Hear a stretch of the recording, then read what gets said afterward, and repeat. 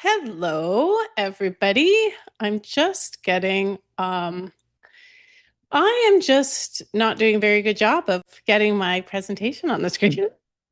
So I'm going to work on that. There we go. Welcome, and thank you so much for joining. Um, Today, we're going to be talking about building a better employee onboarding experience. That can be, it's interesting because I talk to a lot of organizations, as you can imagine, about their employee onboarding experience. And it's something we readily admit there's something wrong with it. And we don't have a good experience, or there's things that we can improve, but it's so difficult sometimes to address. And there's a lot of reasons why it's difficult to address. I would say that one of the key reasons it's tough is because we don't know how much it's costing our organization. I don't know if anyone here is really good at calculating the cost. I do have a way of calculating the cost of the business. I haven't shared it in this particular presentation, but if you're interested in that, please let me know, because we can take an average of how much our employees make as a salary and look at the percentage of that we know we lose when they leave the organization. But the problem with those costs is they're dispersed across different departments, different, like if we have if we're looking at, say, our recruitment costs versus our training costs and what it costs the business to be out of work as well, or for someone not to be in that role as well. That can be a little bit difficult. Oh, Brenda, you're interested? I'll make sure to reach out, or you reach out to me and I'll let you know. That's no problem at all. I think it just makes a very strong case when we report on what it's actually costing the company, and then we can invest. We get the green light more likely to invest in actually building a better onboarding program. And we can look at how many people we're losing. That's the other thing that companies can be bad at tracking, is how many people we're actually losing a year and how many of those would be considered new hires. And you can make the case that it's people up to 6 months if they leave a year. I would argue that it's even up to 18 months or within 2 years. And you'll see why in a minute as we go through this presentation. I have worked in onboarding for quite some time, and it's kind of a funny joke about First30 that you probably know us. We do offer outplacement services. So when companies lay staff off, we have a program that helps them recover and get back to work. And that's how First30 started. But I don't know if any of you have done these YouTube, like I was doing a YouTube program at the time that I was starting First30. And I thought, oh, I want a name that isn't necessarily just tied to outplacement, because I know myself, I'm going to want to do other things. And now that our outplacement business is running so well and we have a team running, helping me run it, we moved over the years into onboarding because clients were calling us thinking we were an employee onboarding company, First30. So I loved my whole point about YouTube was I was doing these 30-day workout programs online. And then I was like, 30 is a really nice number. So I called the business First30. And that is why we were an outplacement company. We now do outplacement onboarding, and we do retention interventions as well. So we learned a lot about why, your employee engagement surveys tell you what is happening. We help with retention interventions, tell our clients why it's happening and what they can do about it. We also do stay interview training and things like that. So it's a topic that I've become very, very close to, and you'll see what we've created as well. There was a lot of thought put into the platform we created to help our clients onboard employees better. So I've talked about our outplacement. I also want to just mention, I just finished a recording actually of our next, one of our coffee and laws coming out in September with someone at KPMG. But we have the Coffee and Law podcast as well. We just aired a new episode today on parental leave. So I thought I'd call that out just in case you were interested in that as well. But let's move on to onboarding. There is a psychology behind onboarding, and this is where the reason I think that it is a broken area of the business for some organizations. And there's companies and organizations that do it really, really well. And then there's some that fall right in the middle. And I would argue that most fall right in the middle. We know that there's room for improvement. But I do think that if we think about the psychology of onboarding, we'll be in a better place to think about why it's really important to address. And this is why I became interested in the first place. So I would say one of the first stages when we have accepted a new job, people often ask, when does onboarding start? I think your company culture and communicating that starts from the candidate experience, of course. But when I think about onboarding, I am talking about after the person has signed back their offer letter. And so that would be this phase of uncertainty. And the reason is, well, oops, sorry. I'm going all over the place here. I need a driver for my slides. So one of the reasons that we feel uncertain is because there's often a gap between the time we accept an offer and when we actually start a job. And we might hear from our employer to say, oh, we need to do your criminal background check. You've checked your references by that point. And here's some paperwork we need you to complete. But the person may need some validation from their manager. And I think it's so simple to have someone reach out to them more on a personal level. Do you have any questions? Let them know you're excited for them to start. So this is a good picture. I can just imagine someone everywhere they're going for those 2 weeks that they have between their leaving their one job and starting the other, putting in their notice at one job. There's a bit of anxiety and uncertainty, like, have I made the right decision? We always have, this in part was designed for the auto dealers. When people buy a car, there's that initial reaction, like you have buyer's remorse, and you could actually feel that about a job. So this is a really great time to reassure somebody. And we want to also think about what questions might they have about that start. Like, think about when you've started a job, right? Where am I going? Where will I be working? How do I get there? What is my plan for today? Like my very first day, do I need to bring a lunch? Who will greet me? And I like the picture that I had up because to me, that might be a person shopping for clothes. And I know that before every job that I started in corporate, I used to go on a bit of a shopping spree before that. So it would be nice to know the specifics about the dress code because dress codes can vary so much.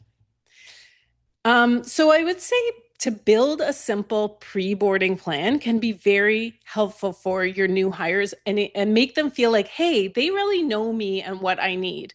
I would say that have their manager, as I said, send a congratulatory message once they've responded with their acceptance for their offer letter. I always love a buddy program where they have someone call them who's a peer and then gives them some, says, what questions do you have? How can I help sort of thing, so that they get an idea of there's a dress code and there's a dress code, it's like there's a dress code and there's what do people actually wear to the office. There's a start time and then there's what time do people actually get to the office. These are all questions that we would probably love to ask a peer before we got started with our job. And then an information email to answer all the questions that I had up. Because if we got an information email a week before we started, that would really reduce our anxiety because change is very hard for people, right? So make that change as easy as you can for your new hires. And I always say when I'm talking about pre-boarding, that pre-boarding is really not sending paperwork to be signed. It's not reaching out to ask for information from your new hire or conducting that criminal background check or sending equipment for them to set up. It's really about finding the ways to make your new employee feel welcomed and valued. Really engaging them with their questions. So meeting them where they are. That's why I love the buddy peer. And again, the buddy doesn't even need to be from their own department. It can be someone in another department because that's a great way for them to get more connections and learn the business. Sending them the information that they need to succeed in the role. And like we talked about with that welcome message, like I said, the buddy before their start date. And if there's anything you can send them to generate excitement about their new role, how important the role is, or just information about an ad campaign the organization ran, a message from leadership that you could just use again and again with new hires.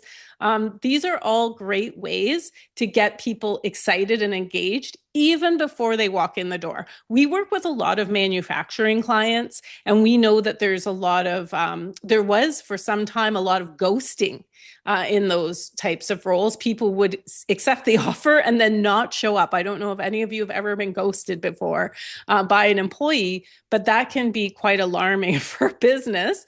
And then you have to start all over again with your recruitment process. So these are little things that we can do to build that connection even before the person arrives. I've talked about this before, so I apologize if this is repetitive for you, but I always think it's a very good thing to bring up, is the fact that when we engage with anything new, whether it's a new brand, a new place, a new airline, we are imprinting.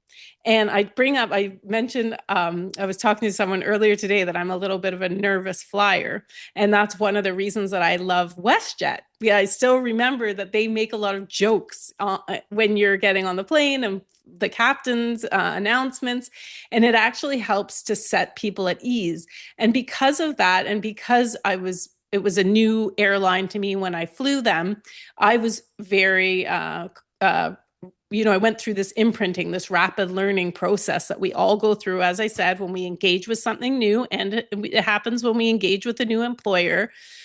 We're making judgments very, very quickly. And I think more quickly than our employer would ever know. It's like an operating system that's running in the background that we're not even aware exists, but it is there. And from that initial imprinting, we are building what's called a belief system. And once that belief system is established, it's very difficult, if not impossible, to change, which sounds pretty scary. But I always say, have you ever tried to change anyone's mind? And it is really very, very difficult. And that is why onboarding is so critical. And that is why if we don't get people when they're coming in the door and making them feel psychologically safe, like we're setting them up for success, then they start to disengage. Things like, I like the example of when your tools don't arrive on time, because we've all been in that situation. We get to an employer and it's like our computer is delayed or our email isn't set up. And someone turns around and says, oh, that's just the sort of thing that happens around here. It's like the worst thing you can say, because you're the person who's just been hired thinks, is it always this disorganized? Am I going to be set up for success in my role? Is this company going to survive the next year? So these are the things that the insecurities that might build up in a new hire's mind. Even if we're looking like we're fine, it can be a really difficult situation for us. So with all this in mind, I have a lot more quick wins to share with you after this. Simple, low to no cost ways that we can improve our employee onboarding experience. But I did promise to share a little bit about First30 and our platform. So I'm just going to move this out of my way. Okay, so this is what happens. Sorry, I'm just going to take you back here for 1 second to say that when you're with our program, when your new hire starts their journey with your organization, they will initially get an email inviting them to go onto this platform and to start the learning process. So they'll be invited to day one, which is very simple. Welcome, just the first few things they'll need. Now, you might have an orientation experience already for them, a live orientation experience. I'm not saying this will replace that, but what it will do is it will really help them to get their start and to retain the information, right? It's one thing to get it all at once. It's another thing to have time to absorb it. So the very first thing that will happen is they'll start to receive emails to say, hi, hi, Alex, welcome. It's day one. Let's get started. And they click on the link and they get going. And all of their training and learning materials will be in there. So they'll be so this is the first thing they'll see, and then they'll start with day one. And this can be anything. So we do have it all set up already. It just needs content added in terms of our clients, maybe a welcome message from leadership, a new hire orientation slide deck. Maybe it's something you've already presented that you want them to be able to review again. And this will be available to them at all times. So you can have as many days. I always get asked this question, how many days should I have in the program? Really depends on your organization and who is using this platform. But that's definitely something we help our clients determine, depending on the content that they have. They will put all their safety training in here, all of their policies, all their employee handbooks would go in here. We would help your new hires understand the business as well. So anything that they need to do that. And then all your employees at any time, your new hires can go to their resource library at any time and go through all of the resources in the program in one place, so that it's all sort of nicely labeled here, so they don't have to go searching for things. And things like benefits, we would always recommend to our clients, if you can, to have videos like task-based learning, so that you're not having to ask your manager how to file your first to put in your first benefit claim. You can just watch a video and know to do it yourself, how to do it yourself. And then your employees can see what's completed and what is up next. So what you still have to do. And then,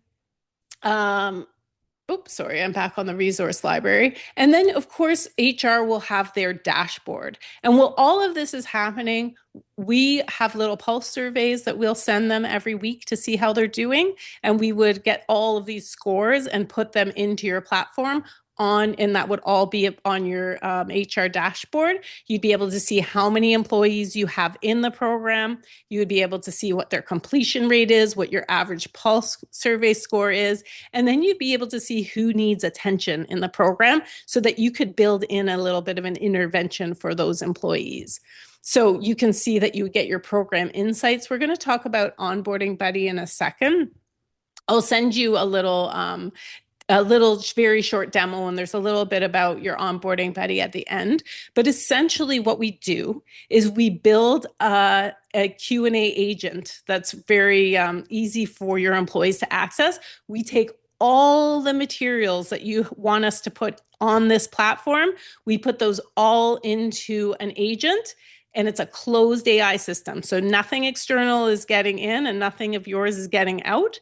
And your employees can ask any question they have about all of your policies. So imagine it's like an agent that's read all of your policies, knows everything about your business that a new hire should know. And that your new hires can ask that anytime they want, they can go on. So say someone wants to know a customer wants me to have a drink with them at lunch. What is our policy? And then the system will answer them right away and tell them what the policy is, and to help them understand. It can be an embarrassing thing for an employee to ask their employer, but if they can get it this way. And we like to think of this technology as really helping to enable human connection, right? Because you're learning the business. You're not embarrassed to ask questions because you kind of already have the foundation of what the company's stance is on certain things, what the policies are, what the branding is. It will just make you so much less likely to make an embarrassing mistake, maybe. And so you'll understand that. But anyway, you'll be able to see sort of what topics that they're asking about. And then you'll be able to see everyone who's in the program,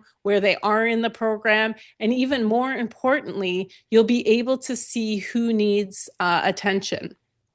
Sorry, my little taskbar got in the way. So you'll be able to see those 3 people that need your attention, and then you can talk to their manager or you can talk to them. And then if you want to add a new hire, you just go here and you'll be able to add a new hire using very short form to add your new hire, and then you put in their start date, and their start date's in there, their email is in there, and they will get an email on their first day that will get them started with this program. We do all of the building of it, so you don't have to learn how to use a new technology or anything like that. It's all set up for you. All you do is really share with us, and we'll help you with that. Share with us the materials that you want to be in the program.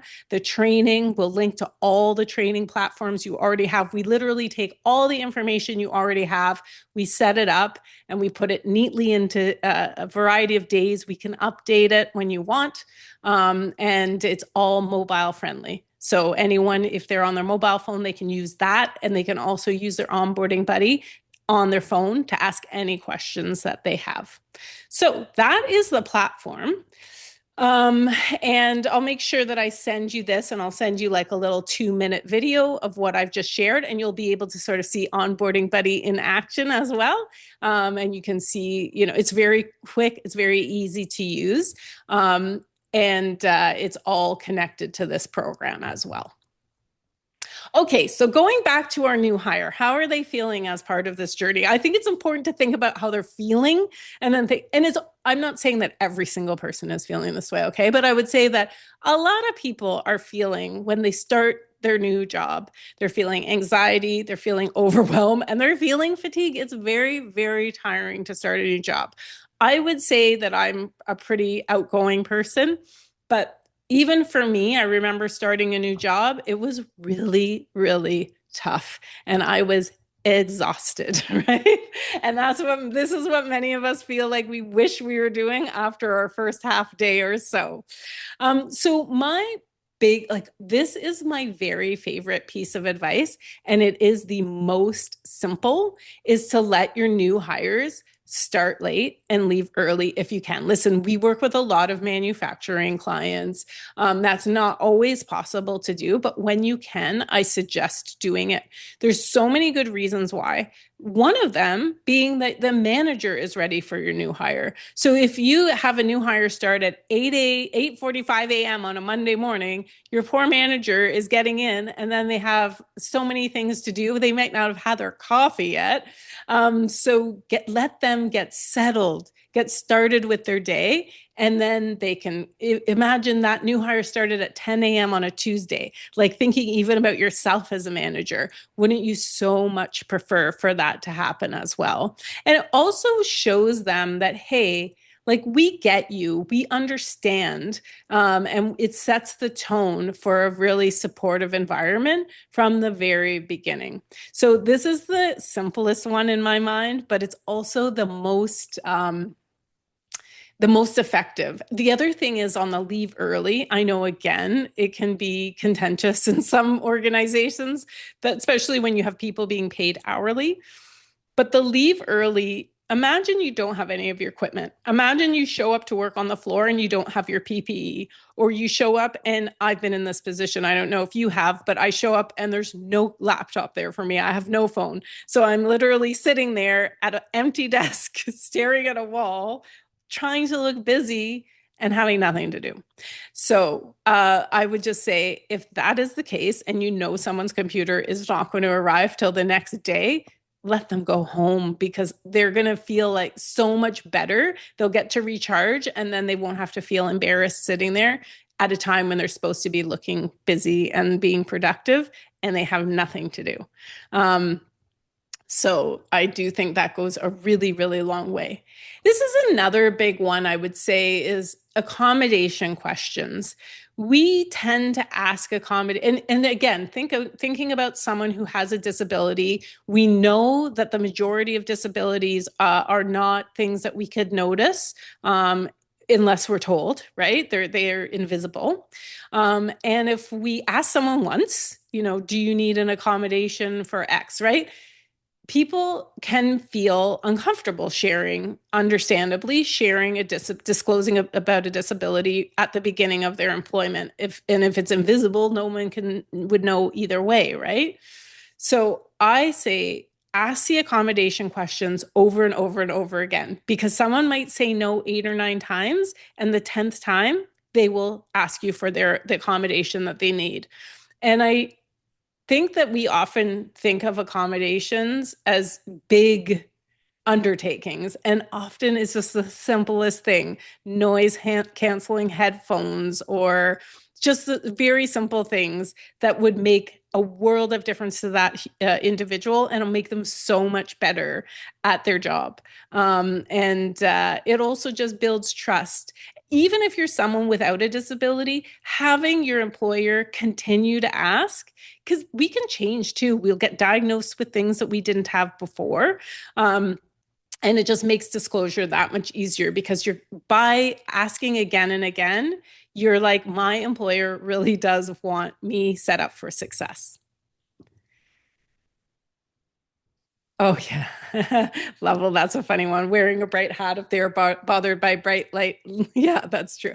I don't think I have oh, yeah, wearing a hat if they are bothered by bright lighting. Oh, that's another a good one too, to note. It's simple. Again, it's a simple one. Okay, so make the remote setup time work time. I see so often we deal with a lot of clients who, and I do think that this platform is a very good for managing remote teams. The other thing about remote teams is you can reboard some of your employees once you launch a platform like this. But when it comes to a remote employees, if their start date is, it's not going to be next Monday where I am because it's a holiday, but if it's next Tuesday, let's say at 9 a.m., those first few hours should really be for them to set up their equipment that you've sent to their home. And the reason is few things. Number one, we shouldn't have to use our personal time to set up our technology. As silly as that might sound, that's still our time. And I say this as someone who was a single mom for quite some time of two young kids, and had an employer asked me to get set up on the weekend, I would have been exhausted. I wouldn't have been in my right mind. I probably would have made mistakes, and I have two little kids running around that I have to manage while I'm doing it. The other great thing about getting them to set up at 9 o'clock on that Tuesday morning, if that's when they're starting, is that IT will be available to them. So make sure that they have that IT contact, or they have someone they can contact that can help them if they need help with their setup. And so that way, if they have a meeting, their first meeting is at 12:30, 1 o'clock, then they're all set up. They feel fresh. They feel good. And they're not going to be late for that meeting, which can so often happen if you're a remote employee. You imagine you're late for your first meeting because you haven't been able to get set up properly and you had no one to help you. And so that goes to the imprinting piece as well, right? So you're going to start imprinting negatively because you're like, oh my goodness, I've shown up late. I feel embarrassed. And now you're going to be uncomfortable. And you'll feel maybe a little bit uncomfortable with your employer. Now, as we go through, now we have to start learning. So this is the comprehension phase. I don't have it in the slide deck today, but we talk a lot at First30 about the learning curve.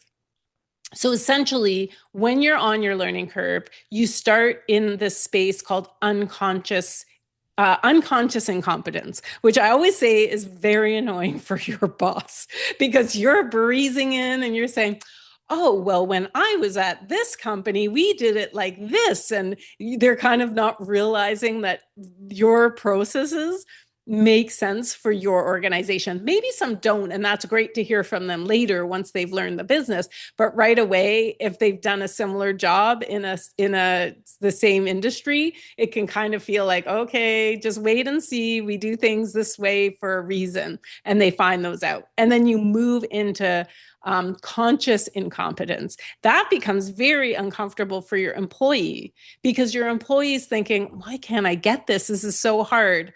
My daughter's just about to go into university in September, and I'm kind of dreading it because she's going to be in that unconscious incompetence phase where she thinks she knows everything, right?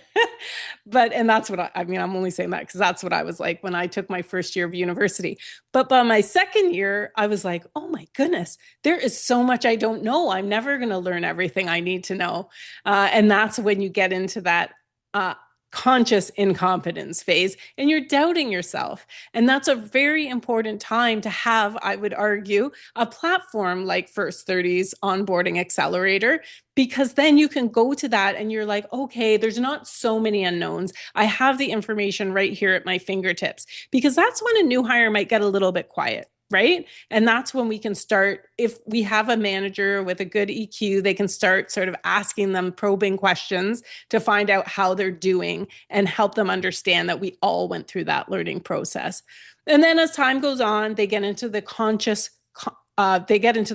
competence, which can be a difficult time again for their manager, because their manager might have done their job before and they're doing the job, but they're doing things slowly, more slowly than someone else who was with a lot of experience would be doing them.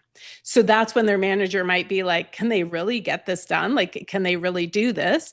So that's a good time to maybe, as HR, act as a coach to that manager, right? And then they get to the unconscious, sorry, I've got my everything confused. That's when they move into unconscious competence, which means that they are doing things and they're almost like it's becoming seamless for them to get things done.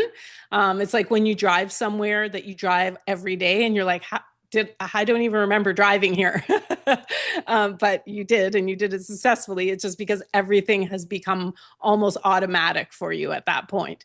And that's great for the business. It's great for the employee. Everyone's feeling good, except that that's a time when someone might need a new challenge. But that's not what this webinar is about today. That's maybe a topic for another day. But that's something we should be aware of. We should also be aware of the fact that memories are fragile, right? And we may be inundated with a ton of information when we start a new job, but we need time to work through that information. And memories are particularly fragile when we are anxious, when we're starting something new, when we're going through change as well.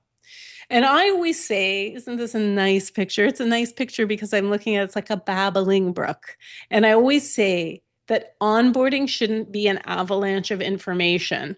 It really should be a babbling brook of information, right? There is going to be a bit of an avalanche when we come in, and if we have a pre-planned orientation, like a lot of our manufacturing clients have a sit-down orientation for a half day or whatever it is, or a full day, where people are learning all about payroll and safety. That's always going to have to happen. But then you can add on a program like First30 to help them continue with the learning and for it to actually absorb over time.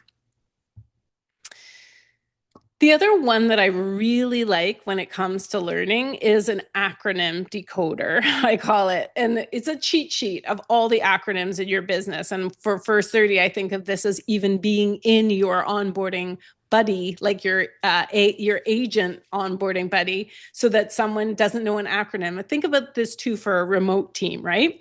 If you're in the business and an acronym comes up, you can kind of lean over to someone you're starting to trust and be like, oh, what does this mean? They tell you, you write it down, you have it, right? But if you're in a remote team, you got to put that in a message to someone. Like, you've got to put that in writing that you don't know what that acronym is. And not every acronym is easy to look up online, because there's similar acronyms across different businesses can mean different things. So it can be so helpful to have a list of acronyms that you share with a new hire. I love the quote, to speak another language is to possess another soul. And what we're trying to do is we're really trying to get someone to feel like they belong. And when we speak the language, of course, we're going to feel so much more like we belong. And the other thing about your acronym list is once you create it, it won't just be your new hires that are interested in it. It'll be a lot more people than that. So something to consider, that people will want that. Now, this is one that I feel like a lot of organizations kind of miss. And I'm interested in this because it's so easy to implement for certain things. And I'll give you the example. When we have people completing their benefits for the first time, right? That can be really difficult to know how to file your first benefits claim. Your benefits provider probably has little how-to videos somewhere. They may even be on YouTube, and you can send those in an email to folks, and then they will have that. And we put it on our platform for our clients, right? So then people can just go on and say, "Oh, how you even label it, how to file your first benefits claim." They click on it, and there's a little video that they can follow along to as they're filing their first benefits claim. Um, yeah, so that would be another great way for a platform, if you have one, or a platform like ours, to help your new hires learn how to do these things. I was going to say something else about the learning piece, and I can't remember what it was. But anyway, that it just surprises me that not more organizations have something like this in place. You can do that with your payroll. You can do that with your Concur, like, or if you're travel. How many times do we get asked, how do I book travel? It's like a repetitive question. If you had something, it would just save HR so much time. It would save managers so much time.